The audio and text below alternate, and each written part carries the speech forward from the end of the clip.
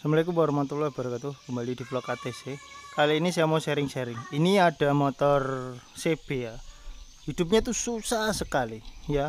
Katanya bensinnya netes-netes lah, udah di normali ya tetap hidupnya susah ya kan. Pokoknya susah lah. Nah, jadi saya bilang sama yang punya motor, saya mau ngerjain motor ini tapi nggak bisa hari ini selesai gitu ya. Mau ditungguin ya, mau dibawa ke bengkel lain lah silahkan. Pokoknya kalau mau ke bengkelku, aku nggak mau garap motor ini ditungguin atau sehari jadilah, pokoknya aku nggak mau. Kenapa kayak gitu?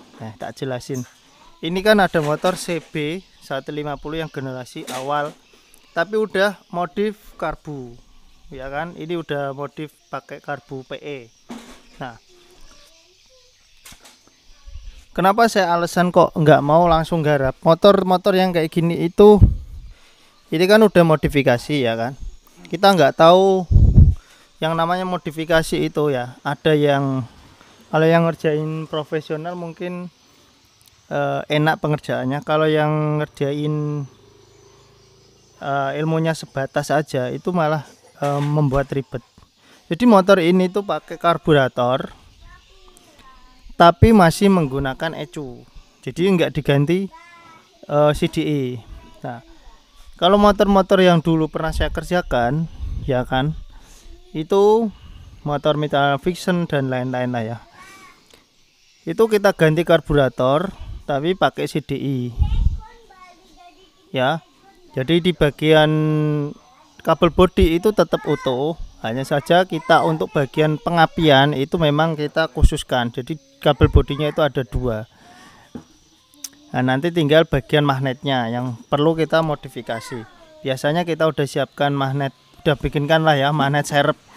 Jadi sewaktu saat pingin kembali ke injektor atau ke injeksi lagi, itu tinggal lepas kabel bodi yang pakai CDI ya, lepas CDI, terus kita ganti magnet, udah selesai. Sepul, kiprok, kuil semuanya pakai yang injeksi bisa. Nah, jadi motor ini tuh dia masih pakai ECU tapi pakai karburator. Nah, setelah saya lihat ini pakai ECU dan pakai karburator, saya bilang ke orangnya, ini saya nggak bisa ngerjain langsung. Saya bilang gitu, motor harus ditinggal. Soal waktu saya nggak bisa nentukan, bisa sehari, 2 hari, 3 hari, 4 hari, bahkan bisa seminggu, saya bilang gitu. Karena untuk pengerjaan motor yang seperti ini itu ya bisa dibilang mudah-mudah gampang ya. Kadang ya mudah, kadang ya gampang.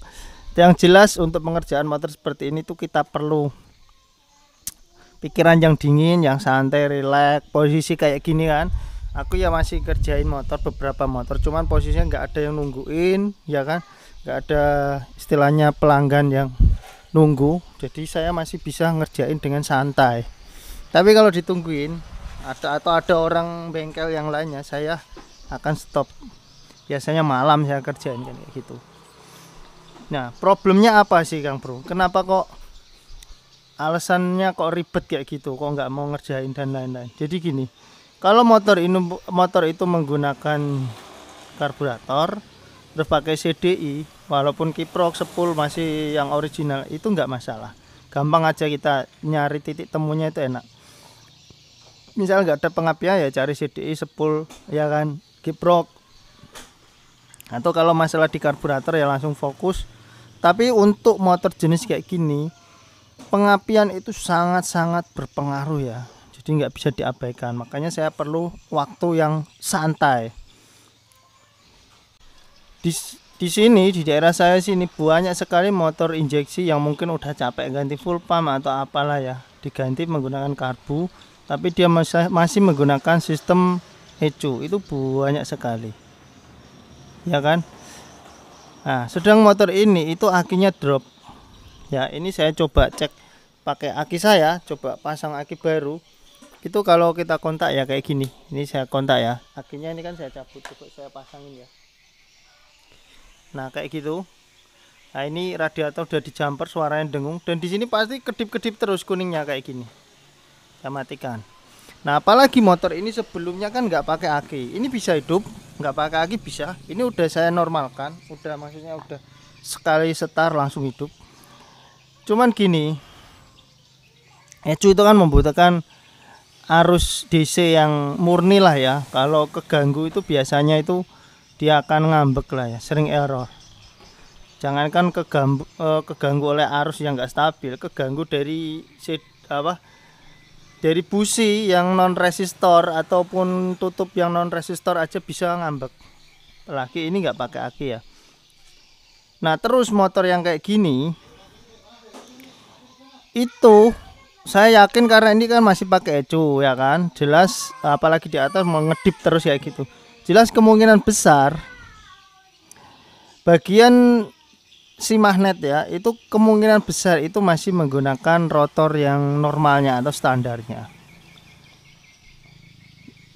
Nah, apakah bisa mas kayak gitu tanpa TPS kayak gitu? Bisa aja. Ecu itu bisa mandiri walaupun tanpa TPS ya, contohnya kayak gini kan, itu kan TPS-nya dicabut ya. Cuman sensor kayak O2, sensor-sensor yang lainnya dia tidak akan berfungsi ya, cuman ngaco gitu, diam aja kayak variasi gitu. Tapi timing tetap hanya saja tarikan itu nggak bisa seenak ketika masih injeksi. Kadang orang berpikir karbu lebih enak bertenaga, enggak bisa kalau dia selama dia masih menggunakan ecu, kecuali udah diganti CDI enak. Kita mau pakai CDI apa, Shogun kah, Karisma kah, atau apalah terserah. Tapi kalau masih pakai ecu, itu motor itu nggak akan bisa normal, nggak akan bisa. Ya, ini buat teman-teman yang rencananya pengen ganti motor injeksi ke karbu, ya perlu diperhatikan. Bisa normal itu ketika udah diganti CDI. Selama pakai ecu itu nggak bisa normal. Kenapa saya bilang kayak gitu?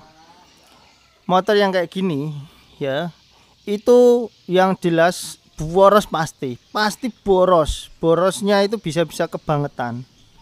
Istilahnya ini motor 150 cc, Mega Pro yang karbu itu 160 atau 150 cc lah, anggaplah seangkatan lah ya. Nah, kalau kita bandingkan konsumsi BBM ketika motor ini pakai karbu dan motor Mega Pro pakai karbu, itu borosnya bisa 2 kali sampai 3 kali lipat lebih boros daripada Mega Pro. Kenapa kayak gitu? Ya, sistem ecu bekerja ngaco ya, membaca pick up magnet yang enggak jelas tentu arahnya ya kan, karena enggak didukung oleh sensor. Nah, dan BBM itu mengalir apa adanya ya kan. Ini motor yang kayak gini itu kalau kita setting di setelan normal itu berebet susah hidupnya, apalagi kalau kita setting irit, padahal normalnya motor karbu kan irit kok bisa hidup. Nah, karena dia didukung oleh sensor. Tapi kalau udah ganti karbu kayak gini, itu wajib hukumnya ganti sepuyer yang besar, kalau enggak ya setelan harus diborosin, angin-angin dan lain-lain. Ini motor ini itu bisa normal ketika angin pada karburator ini maksimal 1 putaran, itu maksimal ya, bisa setengah putaran. Ini saya setel mungkin di setengah putaran. Jadi kalau di atas 1 putaran anginnya misal di 2 atau 3, hidupnya itu naudzubillah pokoknya sampai tobat. Makanya ini sebelumnya kan orangnya kan susah nyalainnya, susah mau pakai aki nggak pakai aki, nyalanya susah. Apalagi yang CB kayak gini, engkolnya ini udah keras. Baru ini kan ada mentokannya di sini. Kalau di engkol pak duk. Jadi dari telapak kaki sampai ke pangkal paha itu sakitnya bukan main ya. Nah, yang kayak gini itu nggak bakalan bisa ketemu kalau selama settingan karbu itu masih standar-standar aja. Kalau nggak sepuyer yang diborosin, ya setelannya anginnya yang diborosin, baru bisa normal motor itu. Kalau nggak kayak gitu, motor itu pasti susah hidupnya, tenaga yang nggak ada dan lain-lain. Jadi kalau yang mau pakai motor injeksi ya jenis CB kayak gini, mau dirubah karbu, perlu dipikir berkali-kali lah. Mending ada baiki full pump injektor dan lain, daripada nanti Anda ngeluh masalah BBM yang boros dan motor yang kurang tenaga. Wis gitu aja sharing kali ini, jangan lupa di like, subscribe. Assalamualaikum.